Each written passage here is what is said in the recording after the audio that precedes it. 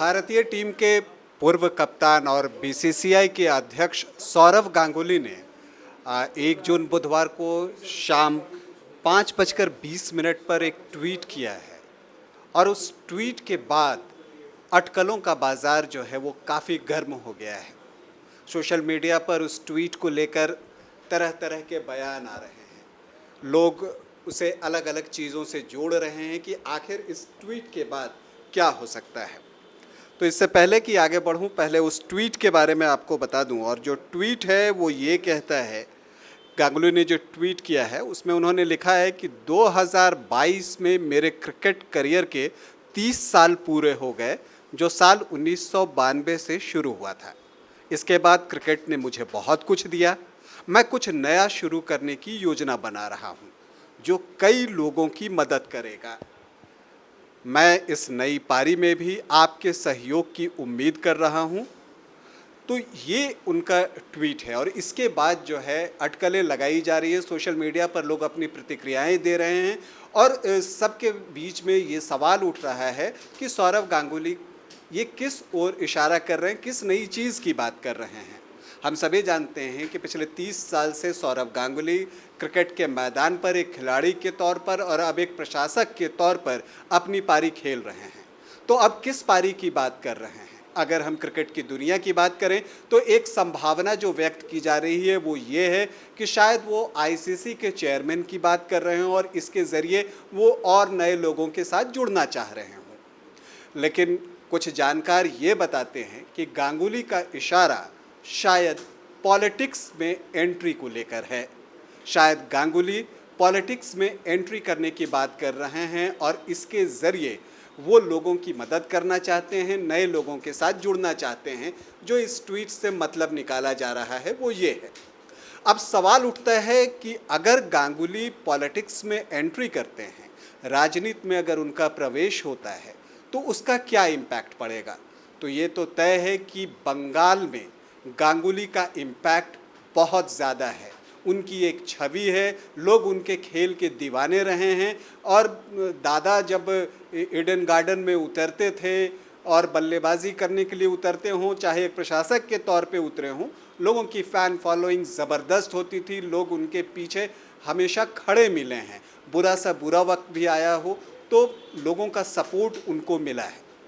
तो सवाल हम पॉलिटिक्स की कर रहे हैं। तो अब सवाल ये उठता है कि अगर गांगुली पॉलिटिक्स में एंट्री लेते हैं, यदि, मैं इस शब्द पर फिर से एम्फेस करूंगा, जोर डालूंगा कि अगर गांगुली पॉलिटिक्स में एंट्री लेते हैं तो किस पार्टी की तरफ उनका झुकाव हो सकता है।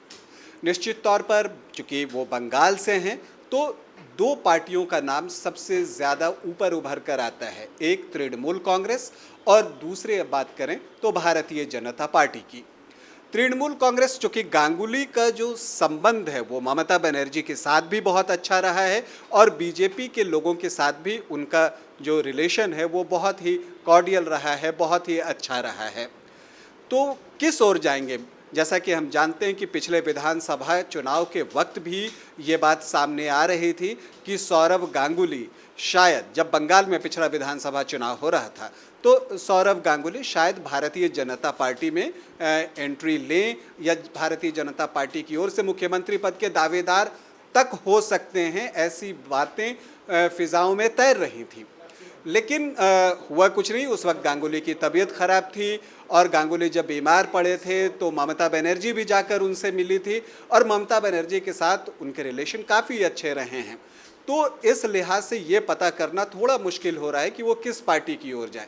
लेकिन अगर हम हाल की घटनाओं पर गौर करें तो हम देखेंगे कि जब अमित शाह अभी आखिरी बार पश्चिम बंगाल के दौरे पर थे तो वहाँ पर उनकी सौरव गांगुली के साथ मीटिंग हुई थी। वहाँ उनसे उनकी मुलाकात हुई थी। अगर इसे आप औपचारिक मीटिंग न भी कहें तो एक अनौपचारिक मुलाकात तो थी ही। और इसके बाद वो सौरव गांगुली के घर डिनर पर भी गए थे।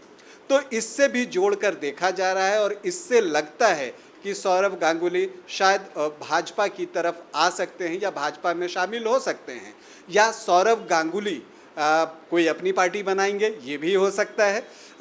लेकिन इसकी संभावना फिलवक्त थोड़ी कम दिख रही है, क्योंकि तैयारी के लिए वो वक्त शायद उनके पास ना हो, तो किसी पार्टी के साथ ही वो जुड़ना शायद पसंद करें। तो इस स्थिति में दो ही नाम सामने आते हैं, या तो तृणमूल कांग्रेस या भारतीय जनता पार्टी। लेकिन जिस तरह से अमित शाह के साथ उनकी मुलाकात हुई थी अभी हाल ही में, और हालांकि उस वक्त अगर हम गांगुली के बयान पर ध्यान दें, और जब अमित शाह से उनकी मुलाकात हुई थी तो उन्होंने कहा था कि मैं अमित शाह को 2008 से जानता हूं, क्रिकेट की वजह से जानता हूं, इसके अलावा कुछ नहीं।